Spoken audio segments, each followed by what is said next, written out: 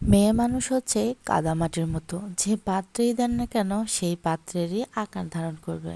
যতই সময় যাচ্ছে কথাটা কেন যেন একদমই ভালোভাবে বুঝতে পারছি। সো হ্যালো এভরিওয়ান, আসসালামু আলাইকুম। আজকে আমি আমার মেয়েটার জন্য পুডিং বানাবো।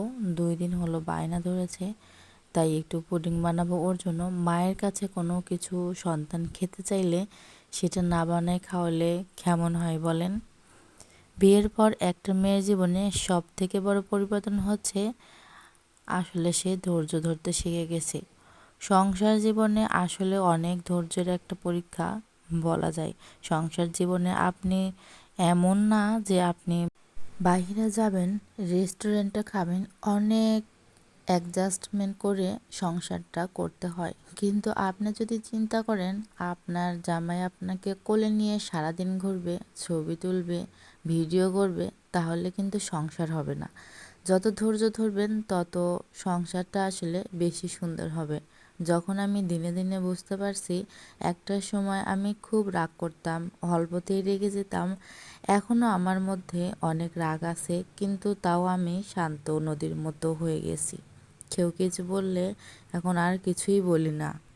আমার মনে হয় একটা মেয়ে মানুষ আসলে এমনই হওয়া উচিত। একটু স্যাক্রিফাইস, একটু অ্যাডজাস্টমেন্ট করলে যদি সংসারটা সুখের থাকে, তাহলে স্যাক্রিফাইস করলে প্রবলেম কোথায়?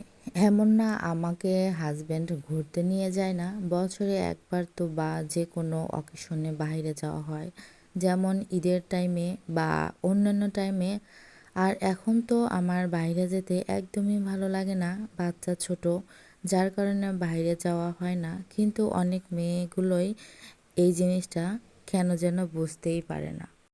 মানে সপ্তাহে একবার যে কোনো দিনে তাকে ঘুরতে যেতে হবে এরকমই মনে করে। সবারই হাজবেন্ড নিয়ে একটা কমন অভিযোগ থাকে, তাকে একদমই সময় দেয় না প্রপারলি। আমার মতে নিজের মতো চলাই ভালো, নিজেকে সময় দেওয়া উচিত। কেউ আবার ভাবেন না আমার হাজবেন্ডের সাথে ঝগড়া হয়েছে।